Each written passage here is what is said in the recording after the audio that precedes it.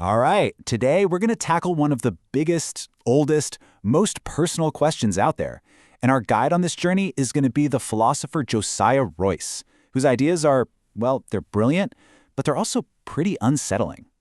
I mean, it's a question that probably every single one of us has asked at some point. Why do good people suffer? You see it all the time. Pain and tragedy that just seems to make no sense. If there's some kind of grand plan for the universe, how in the world does that fit in? And this question isn't new. It's ancient. The classic example, the one everyone points to, is the story of Job from the Bible. Here's this guy, Job, who's basically the definition of a good person. And then boom, he loses everything. His kids, his money, his health, all of it. And the thing about Job is, he doesn't just suffer quietly. He actually yells at the heavens, demanding an answer.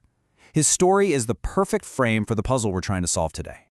So let's break down what that puzzle really is. Because Job's story isn't just an emotional tale, it sets up a huge philosophical problem, a paradox, really, that people have wrestled with for thousands of years. Okay, so the paradox of evil basically boils down to this. You start with three big ideas about God. One, God is all-powerful, right? Means he can do anything, including stopping evil. Two, God is all-knowing. He sees everything, so he definitely knows when good people are suffering. And three, God is all good, which means he should want to stop that suffering. So, he can stop it, he knows about it, and he should want to stop it, and yet, evil and suffering are everywhere. They're just a fact of life. So, how can all of those things be true at the same time? That's the paradox. Now, as you can imagine, people have been trying to solve this puzzle for centuries. And Josiah Royce, our philosopher, he looked at three of the most popular explanations, and he basically took them apart piece by piece, arguing that none of them really work. Okay, so the first one he knocks down is naturalism. This is the argument that, hey, evil isn't some grand philosophical problem. It's just nature. Stuff happens. But for Royce, that's a total cop-out. It doesn't answer the why. Then you've got the evil as a tool idea. Suffering teaches us lessons, it makes us stronger. But Royce is like, okay, but why did we need those brutal tools in the first place? Couldn't there have been a better way? And finally, the big one, the free will argument. The idea that evil is just the unfortunate side effect of God giving us the freedom to choose. But that doesn't really explain things like earthquakes or cancer, does it? Or why a child suffers because of someone else's bad choice. And Royce didn't just disagree with these ideas, he thought they were offensively simple.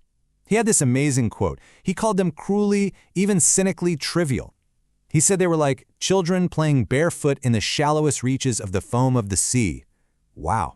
Basically, he's saying these answers don't even begin to touch the real, deep, dark ocean of the problem. To get to the bottom of it, he argued, we need to throw out the old map and start with a totally new way of thinking. And that new way of thinking, that new framework, is called philosophical idealism. This is the key that unlocks Royce's entire argument. But to get it, we're going to have to stretch our brains a little and rethink what we mean by reality. First things first, we need to get one thing straight. When we say idealism here, we're not talking about the way we usually use that word. Someone who's optimistic and wants to make the world a better place. In philosophy, an idealist is someone who believes that the most fundamental stuff in the universe isn't matter or energy. It's ideas. It's mind. And there's only one world, which contains everything, the good, the bad, the real, and the ideal, all wrapped up together. So, to put it simply, philosophical idealism is the idea that reality is, at its heart, mental. It's a system of thought. Everything that exists, everything that's true, whether it's gravity or your feeling of sadness right now, is all part of one giant, single, unified consciousness. And that all-encompassing consciousness, that's what Royce calls the absolute, or, God. Okay, so if you can get your head around that the whole universe is basically God's mind or God's experience, then it totally flips the script on God's relationship to us and to our suffering. See, Royce throws out that old image of God as some kind of king on a throne looking down on his creation from far away. No, for Royce, God is immanent. That's a key word. It means God is in the world, inside everything, experiencing it all from the inside out. God isn't separate from you. In a very real sense, God is you. And this is where we get to Royce's most shocking, most radical idea. He says that when you suffer, it's not a test, it's not a punishment that God is watching happen to you. No, your suffering is God's suffering. Not like he feels bad for you. It is, and he uses the word identically, his own personal pain. In you, God himself is suffering exactly as you are. Okay, but wait a second. That raises a huge question, right? If God is perfect and God is suffering, why? Why would a perfect being allow, let alone experience, something like evil? How can a perfect world have so much pain in it? And Royce's answer is a mind-bender. He says, perfection isn't about avoiding suffering. It's about meeting it head-on and overcoming it. He even says it's logically necessary for perfection. And to get this, we have to completely change what we think the word perfect even means. So this is the whole key to his argument. When Royce says perfect, he doesn't mean flawless or without any blemishes. He's going back to the original meaning of the word, which is more like complete or whole. So a perfect world, in this view, isn't a world with zero bad stuff in it. It's a world where everything, the good, the bad, the joy, the pain, comes together to make a totally complete and meaningful whole. And this lets us see two different kinds of goodness. On one hand, you have the goodness of innocence. It's nice, but it's simple. It's never been challenged. It's incomplete. But then there's a different kind of goodness, the goodness of triumph. This is a goodness that has stared evil in the face, wrestled with it, and won. It's deeper, it's stronger, it's truly complete. And for Royce, a universe that contains that second, triumphant kind of goodness is actually more perfect than one that only has the simple, innocent kind. And this actually makes a lot of sense if you think about it. I mean, so many of the things we value most only exist because of their opposites. You can't have courage without fear. You can't have forgiveness unless someone does something wrong first. You can't have triumph without a struggle.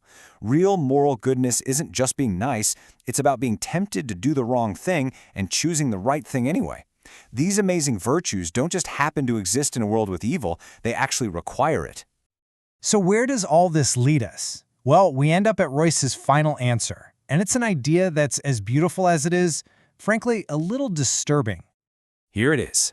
For Royce, evil exists for one reason, so that it can be constantly and eternally overcome within the experience of God. The universe isn't perfect in spite of all the terrible things that happen. The universe is perfect because the act of overcoming that tragedy again and again forever is the highest good there is. That struggle and that victory is what makes reality whole and complete. But this isn't a neat and tidy answer, is it? It leaves us with some really tough questions. For example, if God knows the happy ending, the ultimate triumph, is his suffering really the same as our human suffering, where we're just stuck in the middle of the pain with no end in sight? And does God's big picture victory make our own personal losses, which can feel pretty final, any less painful? And hey, if God is always in the process of overcoming evil, does that mean God is changing? That's a pretty big idea. And that's where Royce leaves us. He challenges us to look at the world in a completely different way, to ask ourselves if it's possible that our worst pains, our deepest tragedies, aren't bugs in the system, but are actually necessary threads woven into a perfect cosmic tapestry. So the final question he leaves us with is this: can a world be perfect, not just in spite of its tragedy, but because of it?